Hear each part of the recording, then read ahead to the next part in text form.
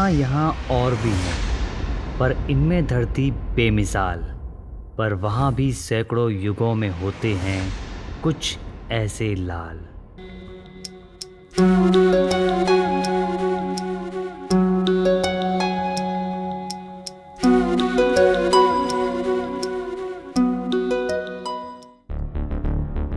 भागो सब, माली आ रहा है।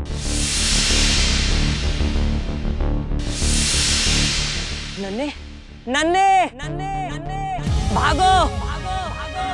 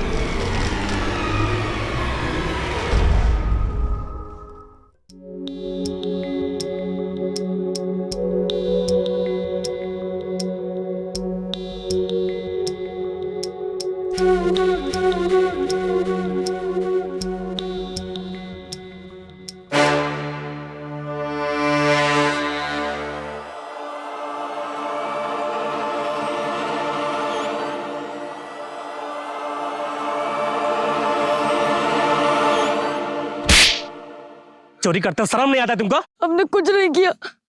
हाथ में सबूत है, फिर भी झूठ बोल रहे हो। मारो थप्पड़ खींच के। हमें मत मारिए, हम बिना बाप के। तुम्हारे पिता नहीं, फिर भी ऐसी हरकतें? अरे तुम्हें तो और जिम्मेदार होना चाहिए, सही रास्ते पे चलना चाहिए। इस तरह से तो तुम अपने पिता का नाम मिट्टी मिला दोगे। चल जाओ यहाँ से। बड़ी से बड़ी तलवार जो काम नहीं कर पाती, एक छोटी सी सुई वो कर देती है। चांटा तो गाल पर पड़ा था, पर बात दिल पर छप गई थी।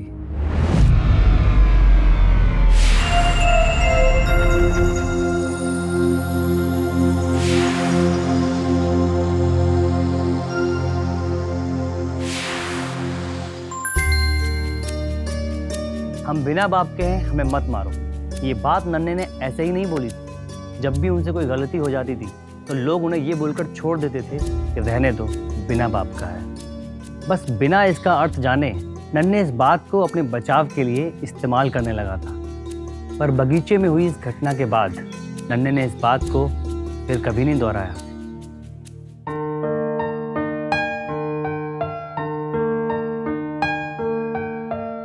नन्हे यानी लाल बहादुर शास्त्री जी का जन्म 2 अक्टूबर 1904 में मुगल सराय में हुआ था। जब वो 1.25 साल के थे तो उनके पिता का देहांत हो गया।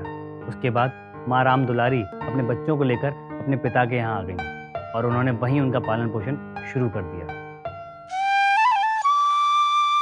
लीजिए पैसा।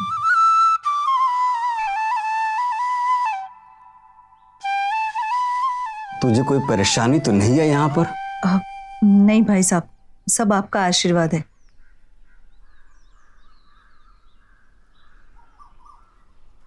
नन्हे दिखाई नहीं दे रहा है। अब नन्हे मामा के साथ घूमने गया है, बस अभी आता ही होगा।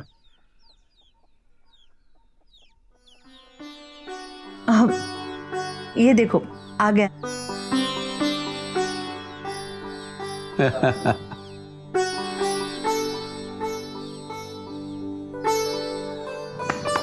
खुश हो खुश हो।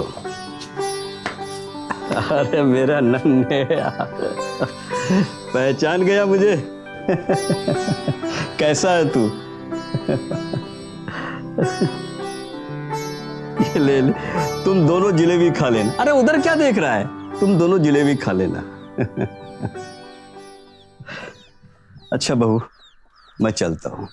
कोई परेशानी है तो मुझे खबर करना। जी।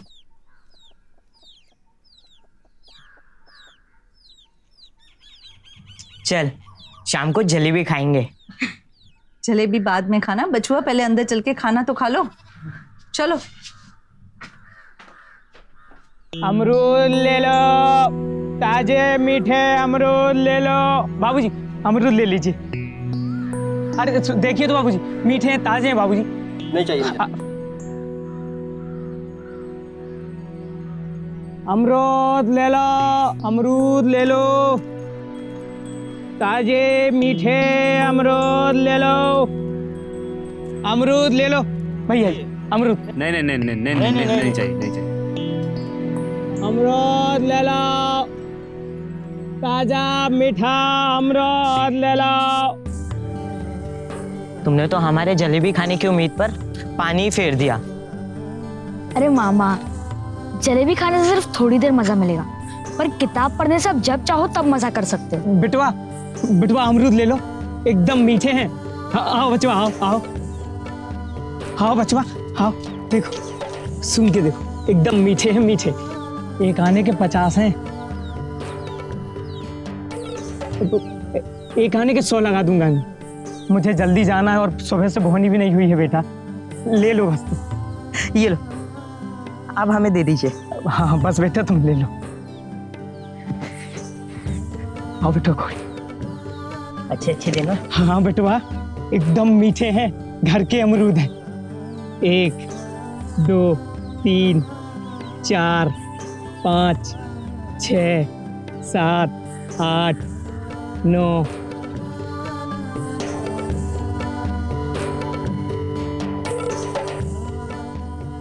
48 49 50 51। बस चाचा, और मत दीजिए, आप इनको बांध दीजिए। पर बेटा एक आने में 100 अमरूद की बात तय हुई थी। नहीं चाचा, हमें और नहीं चाहिए, आप बस बांध दीजिए। अब जैसन तुम्हारी मर्जी बिटुआ। लो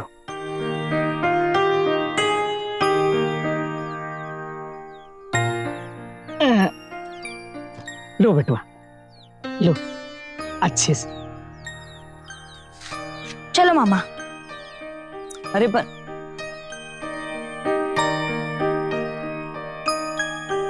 पूरे पैसे देकर आधे अमरूद लेना, अच्छा गणित सीख रहे हो बेटा तुम। वो उनकी मजबूरी थी कि वो हमें 2 गुना दे रहे थे, और हमें किसी की मजबूरी का फायदा नहीं उठाना चाहिए। जलेबी की जगह किताब खरीदना और अमरूद वाले से ईमानदारी से सौदा करना, ऐसा लग रहा था जैसे उस बगीचे वाली घटना के बाद नन्हे तो छोटे से ही थे, पर उनके विचार अचानक से बड़े हो गए थे। देख बेटा, वो कबूतर कहाँ गया? देख देख, ऊपर ही गया कहीं। देख देख देख।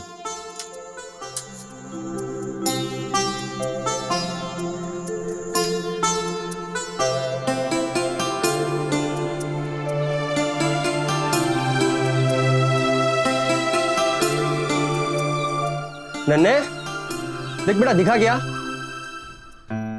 देख बेटा, इधर ही देख, कहीं आसपास होएगा। देख, आज तो इसी कबूतर की बारी है, कर ले जितना परेशान कर। वो शोरवा बनाऊंगा कि इसकी आत्मा भी मुझे याद रखेगी।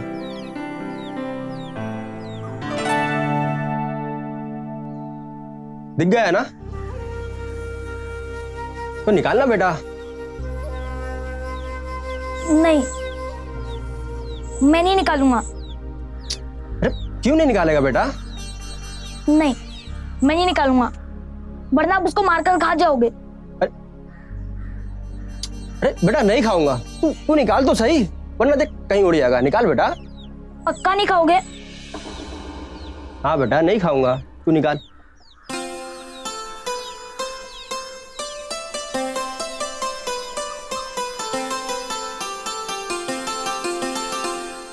हाँ निकाल निकाल। हाँ ला।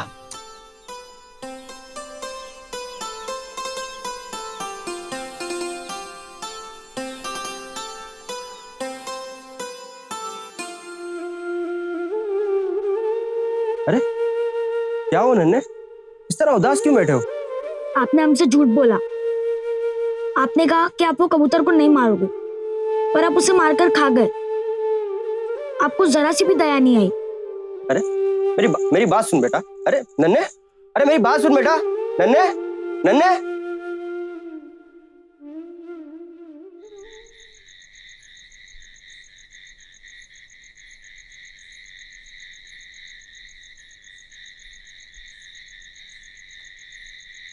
अब तक नाराज हूं नन्हे?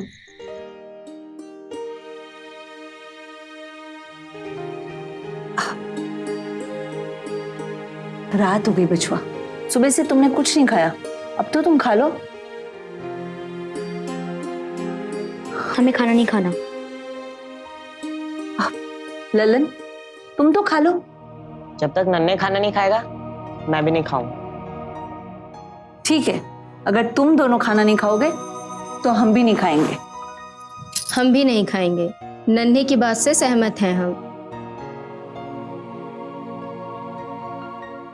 नन्हे जिद छोड़ दो बेटा, देखो सब भूखे हैं। जब तक आप ये वादा नहीं करते कि आप मांस खाना छोड़ देंगे तब तक हम सब खाना नहीं खाएंगे।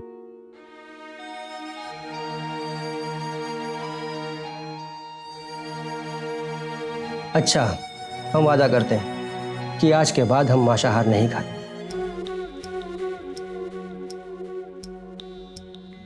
बस, अब तो खुश ना?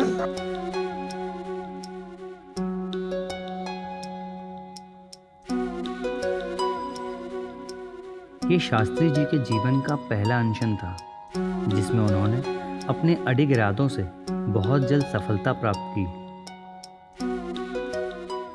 कर दो पार मोरी नैया रे, ओरे खेवैया रे, छूटे पतवार पर टूटे नहीं आस। कर दो पार मोरी नैया रे, ओरे खेवैया रे, छूटे पतवार पर टूटे नहीं आस। कर दो पार ओ माझी रे, माझी रे, माझी रे।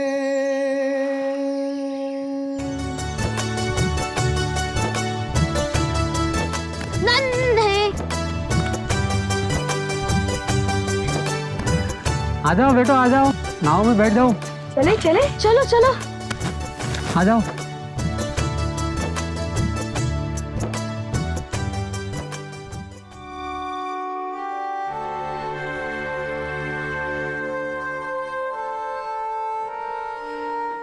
नन्ही आजा तुम भी।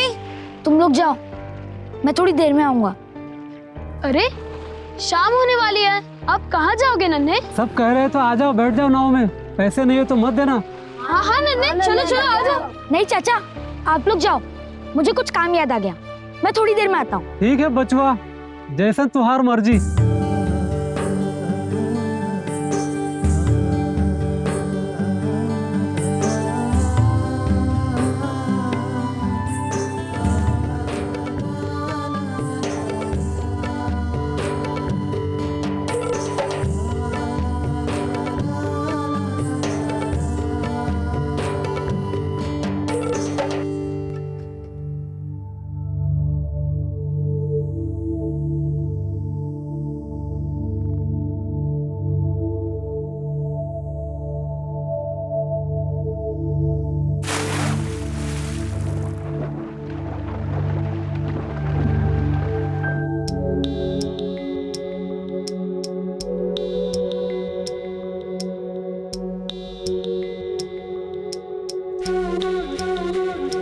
बचुआ तुम भीग कैसे गए?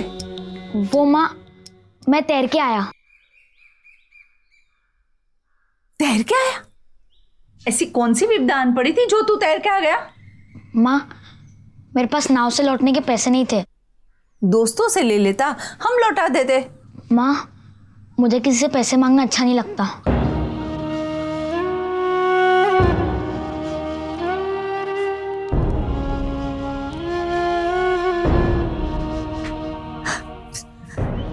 चल अंदर चल, हाथ पैर सेक ले, तुझे ठंड लग जाएगी। चल।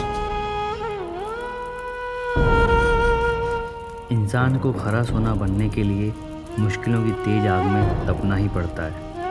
आज माँ की नज़रों में उसका छोटा सा नन्हे बड़ा हो गया था। नन्हे ने 6वीं कक्षा तक की पढ़ाई अपने ननिहाल में ही की, लेकिन आगे की पढ़ाई के लिए माँ राम दुलारी ने अपने सीने पर पत्थर रख उन्हें अपने एक दूर के रिश्तेदार के पास बनारस छोड़ने का फैसला किया।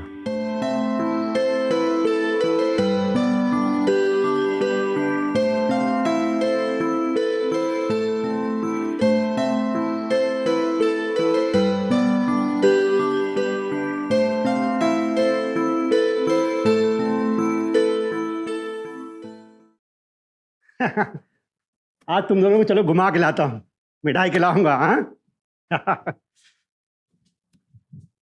अरे नन्हे, मेरा कमरा साफ कर देना, ठीक है? जाओ। चलो तुम। पर दूर के रिश्तेदार दूर के ही निकले, वो कभी नन्हे दिल के करीब ना आ सके।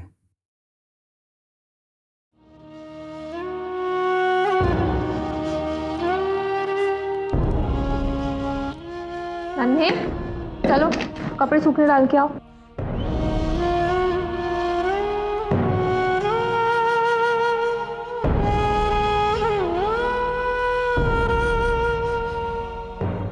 जिन हाथों ने अपनी माँ का हाथ इसलिए छोड़ा था ताकि अपना सुनहरा भविष्य लिख सकें, आज उन हाथों में कलम नहीं कुछ और था।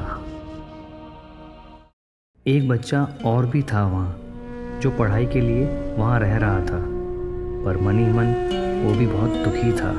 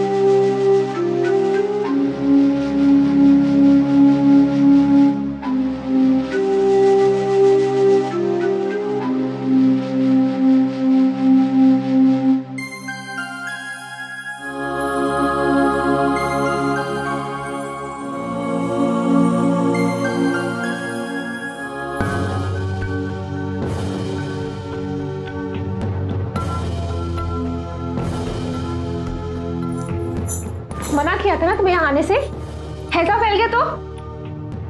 और तुम इसे रोक नहीं सकते थे यहाँ आने से? बच्चा है ना वो, चलो बाहर खेलो।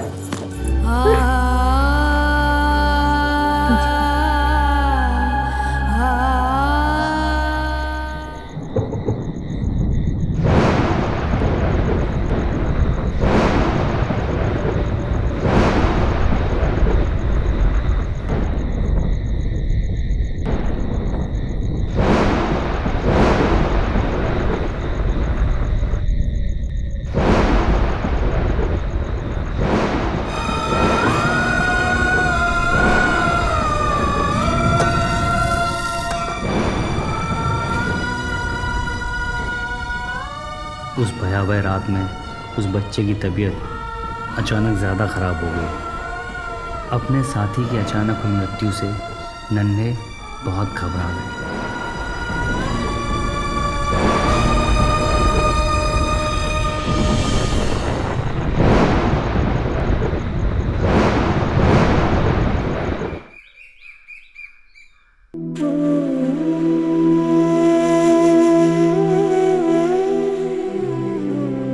नन्हे, ये सब कपड़े कुएं से धो के लाओ।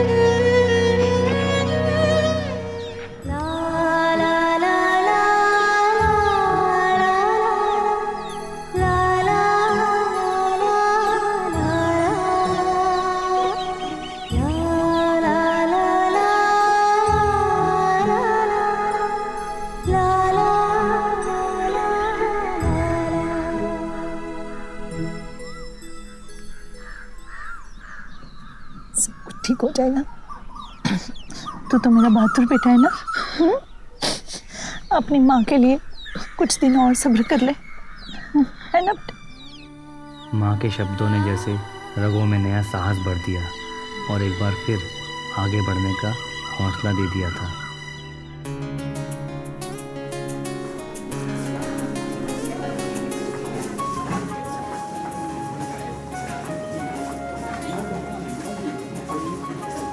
लाल बहादुर सब याद कर लिया ना? आज मास्टर जी पूछने वाले। हाँ, ये रही तुम्हारी किताब।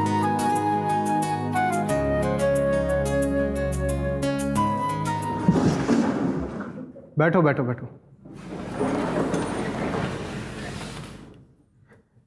कल जो पाठ मैंने आप सबको याद करने के लिए दिया था, क्या आप सब वो याद करके आए हैं? जी मास्टर। मोहन बेटा, एक संस्कृत में कोई श्लोक सुना दो। धर्मक्षेत्रे कुरुक्षेत्रे समवेतायुष मामका पांडवसेव किम कुर्वत संजय। शाबाश बेटा, तुम खड़ो।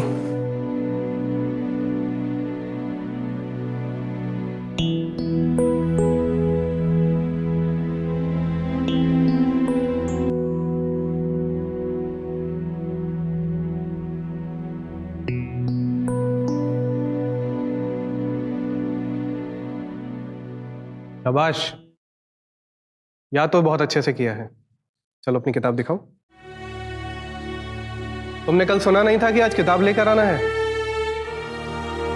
हाथ दिखाओ। जाओ कक्षा के बाहर जाकर खड़े हो जाओ। बेटा किताब। मास्टर जी, उसके पास किताब खरीदने के पैसे नहीं थे। उसने पूरी रात बैठ के मेरी किताब से उसकी कॉपी में नकल उतारी और याद भी कर लिया, इसलिए आपके सारे प्रश्नों का वो उत्तर दे पाया। ये बात जानकर निष्कामेश्वर जी का मन द्रवित हो गया और लाल बहादुर के लिए उनके मन में एक अलग सा स्थान बन गया।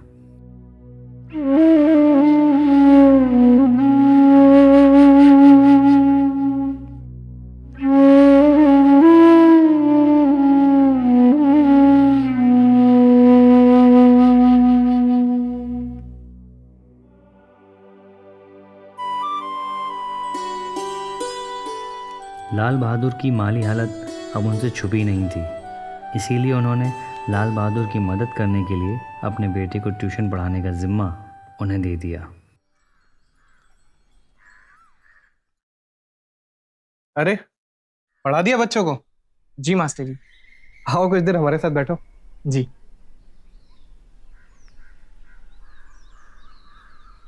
ये तुम्हारी ट्यूशन फीस। आपने कहा था अपने छोटे भाई को पढ़ाना, और अपने छोटे भाई को पढ़ाने की ट्यूशन फीस कौन सा बड़ा भाई लेता है? अरे पर नहीं मास्टर जी, मैं फीस नहीं ले सकता। आप अखबार पढ़ रहे थे। अब देश की स्थिति क्या है मास्टर जी? रूरल अटैक ने सारे देश में पहले से ही अशांति फैला रखी थी। ऊपर से जलियांवाला बाग में हमारे लोगों को मारकर अंग्रेज सरकार ने हमारे जख्मों पर नमक नहीं छिड़का है, बल्कि जलता हुआ कोयला रख दिया है। वैसे देश के मौजूदा हालातों के बारे में तुम क्या सोचते हो? यही कि आज़ादी पाने के लिए हर एक को आगे आना होगा, आपको, मुझे और हम सबको। लाल बहादुर का पारिवारिक माहौल देश प्रेम और देश हित की भावना जगाने वाला नहीं था, लेकिन निष्कामेश्वर जी से उन्हें देश के मौजूदा हालातों की समझ मिली। तब उन्होंने विदेशी शासकों से आज़ाद होने की ज़रूरत को गहराई से समझा। सन 1920 जहां गांधी जी ने अंग्रेजों के खिलाफ असहयोग आंदोलन की नींव रखी, वहीं उन्होंने तमाम युवाओं से सरकारी सहायता से चल रहे विद्यालयों की पढ़ाई छोड़कर आंदोलन में साथ देने की अपील की। जैसे ये बात युवा लाल बहादुर को पता चली, उनके अंदर देशभक्ति का तूफान उमड़ पड़ा और उन्होंने अपनी पढ़ाई छोड़ परीक्षाओं का त्याग कर दिया। पर यह बात उनके मामा विंदेश्वरी और बाकी परिवार को पसंद नहीं आई।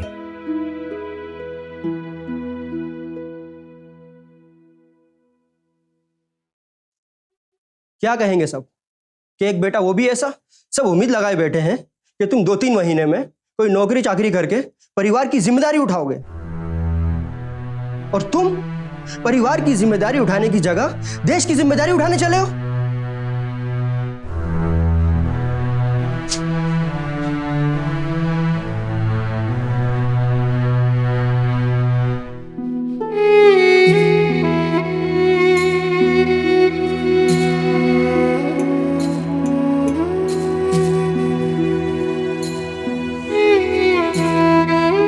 जानता हूँ ये परीक्षा मेरे विद्यार्थी जीवन के लिए बहुत ही महत्वपूर्ण है, लेकिन देश इससे भी महत्वपूर्ण परीक्षा में फंसा हुआ है।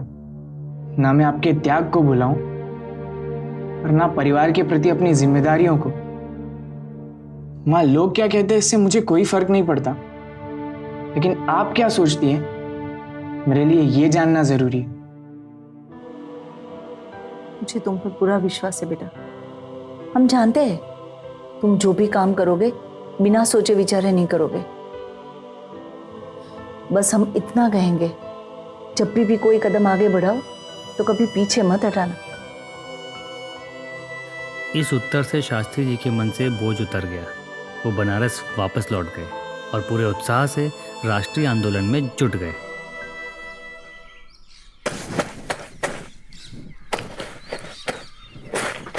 माँ, अरे माँ, हम धो लेंगे अपने कपड़े, तुम काहे परेशान हो रही हो? यहाँ कौन सी मेरी बहू बैठी है जो मैं परेशान ना हो? अब अरे माँ, हम नहीं चाहते कि कोई लड़की हमारे घर में आके मुश्किलों का जीवन जिए। सारे दिन एक तरीके नहीं रहते। हाँ, पर तूने मेरी बात ना मानने की ठान ली तो वो बात अलग है।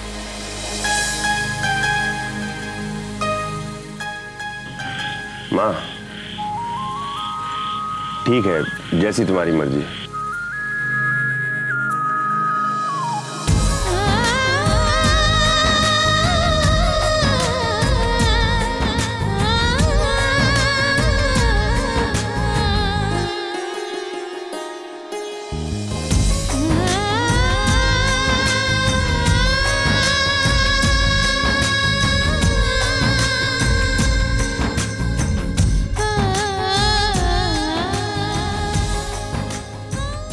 ललिता, अरे ओ ललिता। जी भाभी। तेरे लिए एक रिश्ता आया है। और पता है लड़की ने दहेज में क्या मांगा है? सोना चांदी या मोटर कारी मांगी होगी। अरे उससे भी बढ़कर 5 गज सूती कपड़ा और चरखा मांगा है। क्या? हाँ, है ना बावला? बावला नहीं, अनोखा। अच्छा, तब तेरे भैया से कह दूं कि ललिता को ये रिश्ता मंजूर है। हाँ, सोच ले, कहते हैं लड़के का एक पैर जेल में ही रहता है। मेरी किस्मत में जो लिखा होगा वही होगा ना भाभी। अच्छा, फिर तो सूत काटना तू सीख ही ले भाभी। अरे अरे सुन तो।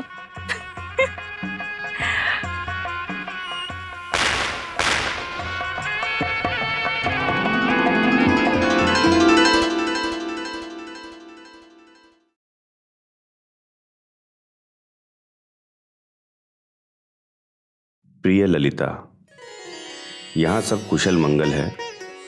मेरे दोस्त त्रिभुवन नारायण सिंह भी अब मेरे साथ कारागृह में जुड़ चुके हैं। खाना ठीक समय पर खा रहा हूँ। आशा करता हूँ वहाँ भी सब कुशल मंगल होगा। माँ से कहना दवाइयाँ ठीक समय पर खा लें। ललिता, एक ख़ास बात बताने के लिए पत्र लिख रहा हूँ। तुम्हारे पिछले पत्र से पता चला कि हर महीने मिलने वाले 50 रुपए में से तुम 40 रुपए खर्चा करके 10 रुपए बचा लेती हो। इससे पता चला कि तुम्हें हर महीना घर खर्च के लिए सिर्फ 40 रुपए पर्याप्त हैं। मैंने सर्वेंट ऑफ सोसाइटी को पत्र लिखकर बताया कि मेरे परिवार का गुजारा 40 रुपए में हो रहा है, इसलिए मेरी आर्थिक सहायता 50 रुपए से घटाकर 40 रुपए कर दी जाए और शेष 10 रुपए किसी और ज़रूरतमंद को दे दिए जाएं। आशा करता हूं कि तुम मुझे समझ सकती हो। अपना ख्याल रखना। तुम्हारा लाल बहादुर। ललिता जी ने अपने पति के आदर्शों और अपनी भावनाओं के बीच तालमेल बैठाना सीख लिया था। लाला लाजपत राय की सलाह पर जब शास्त्री जी गरीब किसानों, मजदूरों और दलितों की सेवा के लिए काशी से मेरठ गए तो उनकी मुलाकात अपने पहले राजनीतिक गुरु टंडन जी से हुई। बाद में टंडन जी के कहने पर शास्त्री जी ने 1935 का विधानसभा का चुनाव लड़ा और जनता ने उन्हें उत्तर प्रदेश विधानसभा का सदस्य बनाया। 1946 में जब गोविंद वल्लभ पंत उत्तर प्रदेश के मुख्यमंत्री बने तो उन्होंने शास्त्री जी को पहले संसदीय सचिव के लिए चुना और बाद में उत्तर प्रदेश का गृह मंत्री बना दिया। सर, छात्रों को हटाने के लिए आपके ऑर्डर का इंतजार है। आपके हिसाब से क्या करना चाहिए? लाठीचार्ज। स्टूडेंट्स को इस तरह सड़कों पर हम नहीं बैठने देंगे, वरना कल से हर जगह हड़तालें होंगी। जनता को कंट्रोल करना मुश्किल हो जाएगा। स्टूडेंट्स हैं, गुस्सा है, लाठी से तो किसी गुस्से को शांत नहीं किया जा सकता। पानी की बौछार डालें तो हो सकता है कि गुस्सा शांत हो जाए और फिर उसके बाद वो लोग हमारी बात भी समझ सकेंगे। सर, अगर कोई और नेता होता तो निश्चित तौर पर लखनऊ यूनिवर्सिटी के इन छात्रों पर लाठी चार्ज करवाता, पर शास्त्री जी ने ठंडे पानी की बौछार करवाने का फैसला लिया, जिससे हड़ताल काफी हद तक समाप्त हो गई।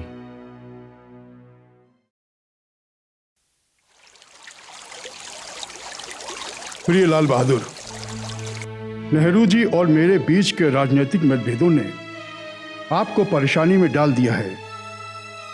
नेहरू जी चाहते हैं आप महामंत्री बने। आप जो देश के लिए करना चाहते हैं उसके लिए ये जरूरी भी है। आप खुशी से नेहरू जी के साथ काम करें, हमें इसमें कोई आपत्ति नहीं है।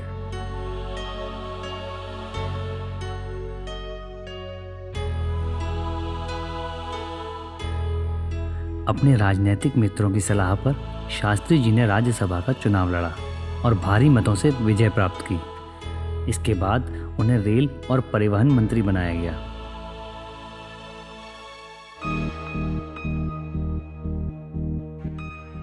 शास्त्री जी ने ही परिवहन में पहली बार महिला कंडक्टर की नियुक्ति का निर्णय लिया था।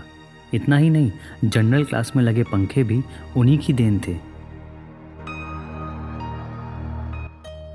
लेकिन अशियालूर में हुई रेल दुर्घटना की नैतिक जिम्मेदारी लेते हुए उन्होंने अपना इस्तीफा दे दिया। लेकिन इसमें आपकी क्या गलती है सर?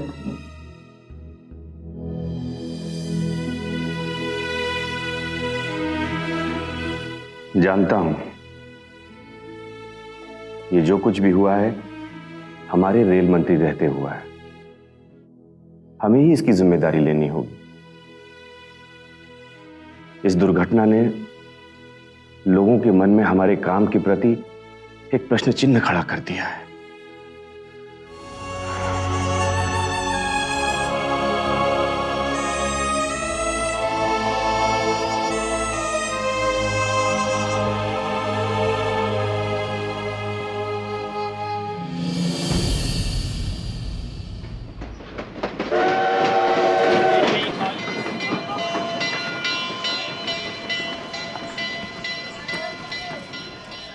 अरे अभी तक शास्त्री जी आए नहीं। राजनीतिक जीवन की ऊंची ऊंची सीढ़ियों को चढ़ते चढ़ते एक वो बुलंद मुकाम भी आया जब शास्त्री जी देश के प्रधानमंत्री बने। वो देखो शास्त्री जी आ गए। अरे शास्त्री जी आ गए। शास्त्री जी आ गए। शास्त्री जी प्रणाम। शास्त्री जी प्रणाम।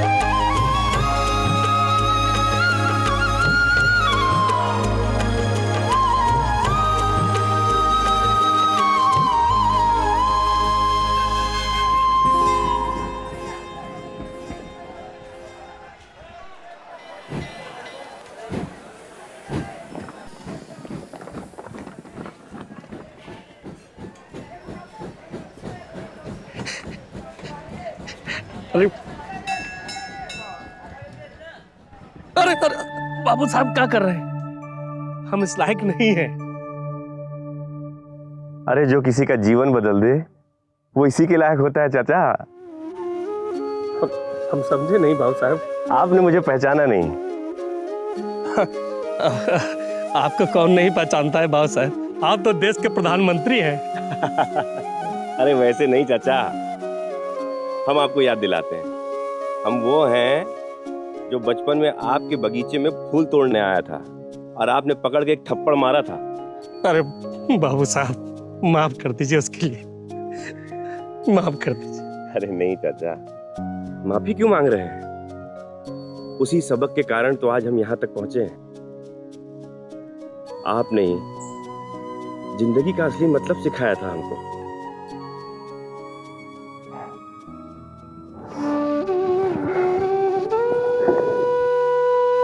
बाबू साहब, आप जैसा आदमी इस देश का प्रधानमंत्री होगा ना बाबू साहब, तो इस देश को आगे बढ़ने से कोई नहीं रोक सकता।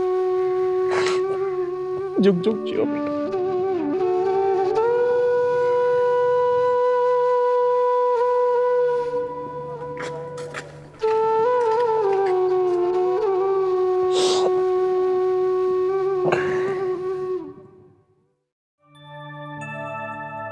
प्रधानमंत्री बनने के बाद भी शास्त्री जी में कोई परिवर्तन नहीं आया। पद का मतलब उनके लिए सिर्फ कर्तव्य था। अच्छा, आप दोनों यहीं रुकिए, चलो। अरे आपने यहाँ आने की तकलीफ क्यों की?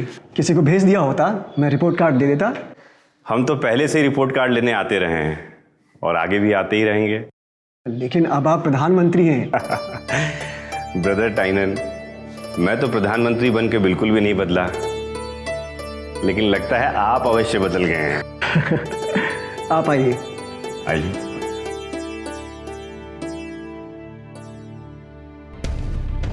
नेहरू जी के गुजर जाने के बाद जब शास्त्री जी ने देश की बागडोर संभाली तो उस समय देश पर संकटों के बादल छाए हुए थे।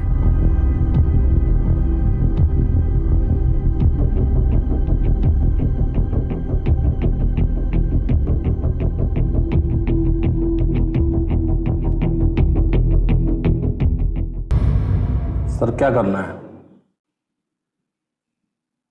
वो तो आपको बताना है, वो भी करके, मुझे भी और देशवासियों को भी,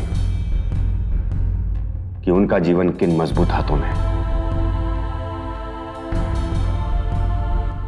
आप सीमा संभालिए और हम देश के भीतर अपने लोगों को। Yes sir.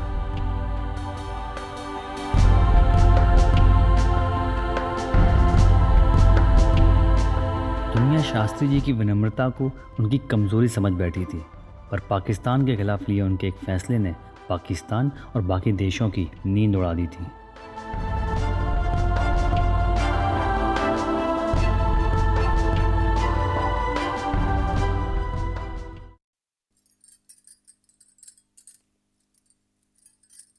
अम्मा, अपने बाबूजी से बात की क्या कार के बारे में? उन्हें जब लेना होगा तो ले लेंगे, हम तो नहीं पूछ सकते उनसे। अरे क्या नहीं पूछ सकती हो भाई? अनिल पूछ रहा था कि कार घर कब आएगी। कार? जी बाबूजी, हमारे सारे दोस्तों के पास है, बस हमारे पास ही नहीं है।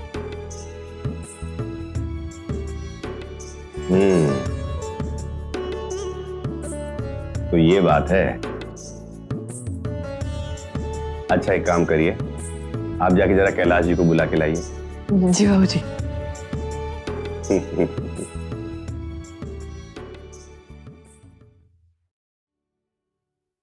आइए। जी सर। आइए, बैठिए बैठिए। कैलाश जी, ये नई कार कितने तक में आ जाती है? यही कोई 12,000 रुपए में सर। ललिता जी, हमारे बैंक खाते में कितने रुपए होंगे? जी कुछ 7,000 रुपए होंगे। हाँ तो ठीक है ना, 5,000 रुपए पंजाब नेशनल बैंक से लोन ले लेते हैं और नई गाड़ी ले लेते हैं। लेकिन सर, इसमें आपको लोन लेने की क्या जरूरत है? आप चाहें तो सरकारी खर्चे पर कार ले सकते हैं। कैलाश जी, ये नई गाड़ी हम अपने निजी कामों के लिए ले रहे हैं, इसलिए इसका खर्चा हम खुद उठाएंगे। आप लोन के लिए अर्जी दे दीजिए। जैसे आप कहें सर। अब तो खुश हो? देखो कैसे मुस्कान आ गई चेहरे पे।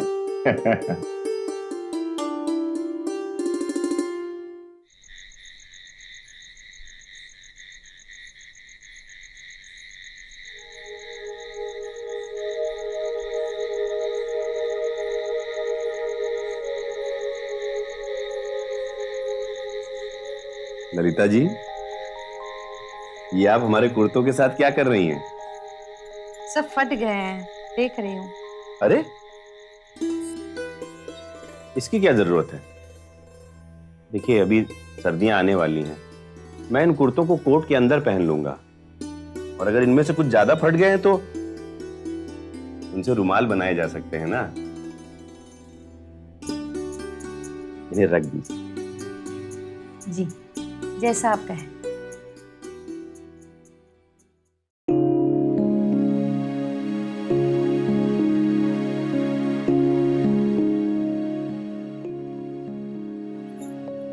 क्या बात है, आप बहुत परेशान दिखाई दे रहे हैं।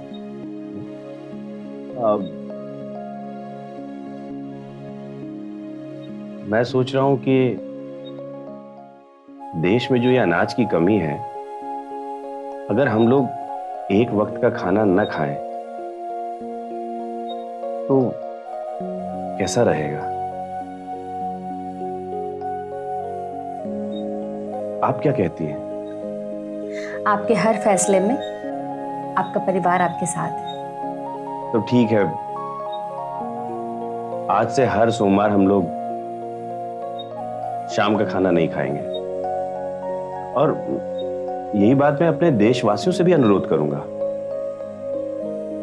सब मिलकर उपवास करेंगे तो समस्या सुलझ सकती है। देशवासियों से सप्ताह में एक समय का भोजन त्यागने का कहने से पहले वो देखना चाहते थे क्या उनका परिवार ऐसा कर सकता है। जब उनके परिवार ने भोजन त्यागा, उसके बाद ही उन्होंने देश से अनुरोध किया। आज देश की जिम्मेदारी मेरे इन छोटे कंधों पर है, और मैं इस जिम्मेदारी को उठाने में कोई कमी नहीं रखूंगा। बस मुझे आप सबका साथ चाहिए।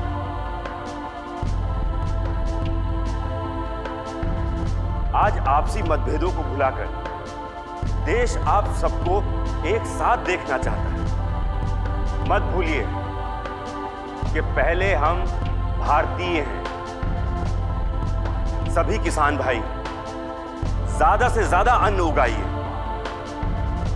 जिससे हमें अनाज के लिए दूसरे देश का मुंह न ताकना पड़े, और हमारी सेना बिना किसी दबाव के दुश्मनों का सामना कर सके। आज पूरे देश की नजरें आप दोनों पर टिकी हैं। आइए सब मिलकर मेरे साथ बोलें, जय जवान जय किसान, जय जवान जय किसान, जय जवान जय किसान, जय जवान जय किसान, जय जवान जय किसान, जय जवान जय किसान।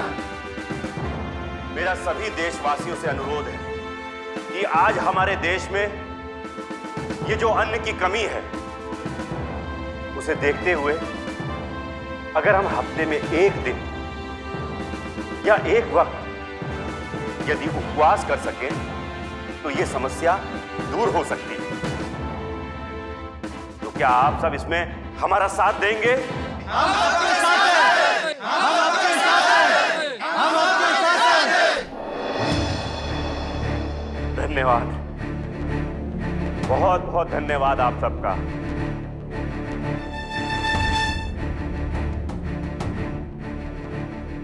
किसान भी देश की मिट्टी को पूजता है और जवान भी, और शास्त्री जी इन दोनों का ही बहुत सम्मान करते थे। इसीलिए उन्होंने नारा दिया, जय जवान जय किसान, जो कि बहुत लोकप्रिय हुआ। अनिल? जी बाबूजी। मैं आपसे कुछ कहना चाहता हूं। मैंने देखा है कि आप बड़ों को ठीक से प्रणाम नहीं करते हैं। नहीं बाबूजी, मैं तो ठीक से प्रणाम करता हूँ।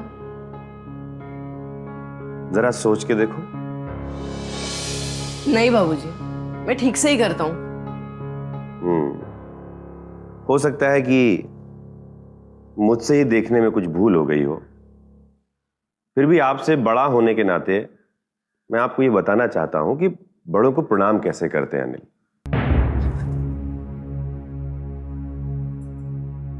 मुझे माफ कर दीजिए बाबूजी। इससे तो अच्छा था कि आप मुझे 2 थप्पड़ मार देते।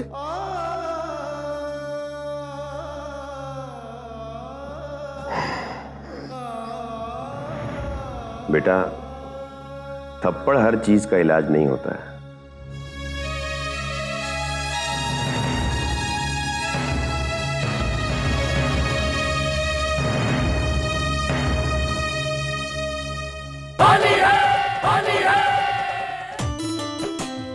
वाह रंग,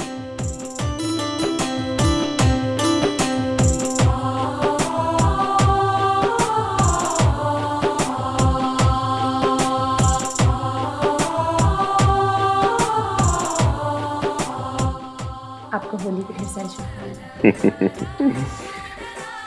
आपको भी होली की ढेर सारी शुभकामनाएं ललिता जी।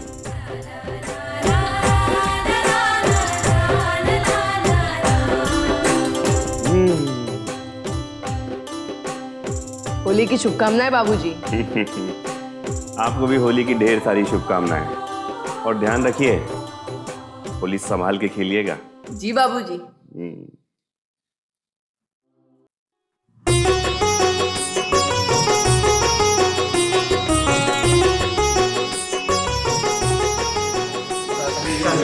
आप सबको भी होली की बहुत बहुत शुभकामनाएं। वो देखो शास्त्री जी आ गए। शास्त्री जी आ गए।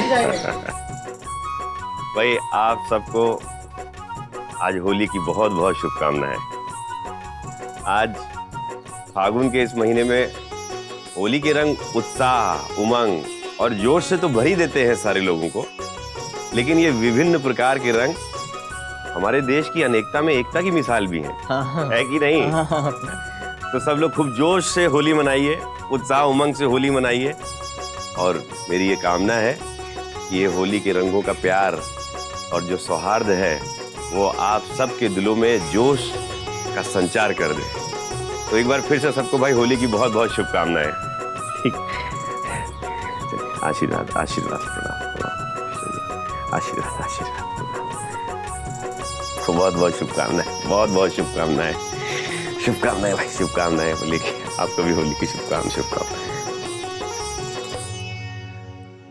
अरे भाई, होली का रंग पैरों में नहीं गालों पे लगाया जाता है। साहब, आपको ये रंग लगाने की ना तो हमारी जात है ना ही औकात, दोनों ही छोटी है।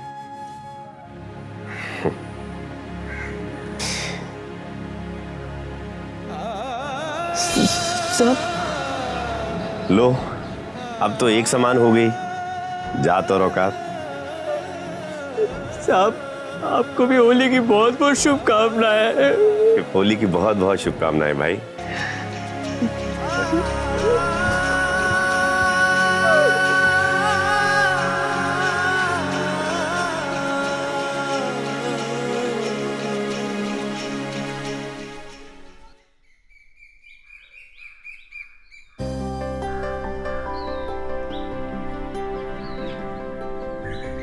बाबूजी, हमें आपको कुछ दिखाना है। हाँ हाँ हाँ, दिखाओ।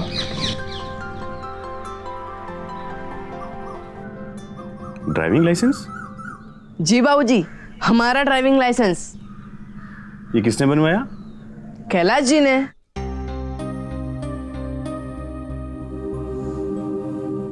कैलाश जी को जरा भेजिए।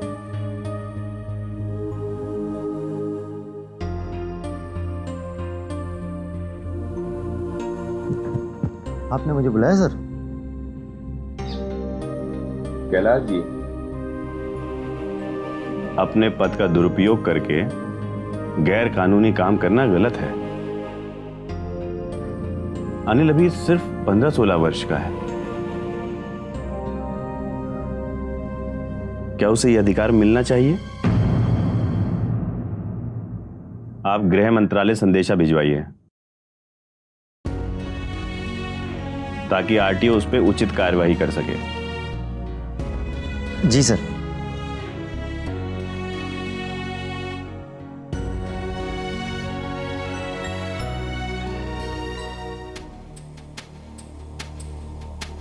भारत और पाकिस्तान के बीच चल रहे तनाव के चलते कुछ महीनों बाद रूसी प्रेसिडेंट कोशिगिन ने शांति समझौते के लिए शास्त्री जी और पाकिस्तान के राष्ट्रपति अयूब खान को ताशकंद आमंत्रित किया। इस समझौते की शर्त के मुताबिक दोनों देश की सेनाएं अपने उन ठिकानों पर वापस लौट जाएंगी जहां वो पहले थीं। हालांकि शास्त्री जी इस समझौते से खुश नहीं थे। उस रात ताशकंद के उस होटल के कमरे में शास्त्री जी थोड़े बेचैन थे।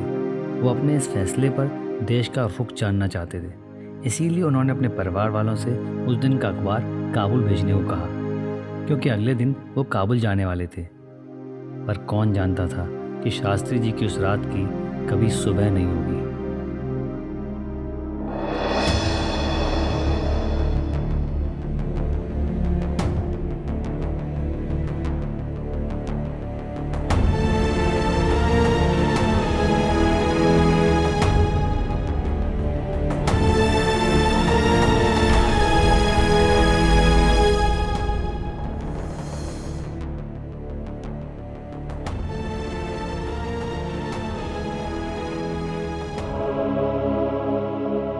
शास्त्री जी की अचानक हुई मृत्यु देश की जनता के लिए रहस्य बनकर रह गई। उस रात क्या हुआ कोई नहीं जान पाया।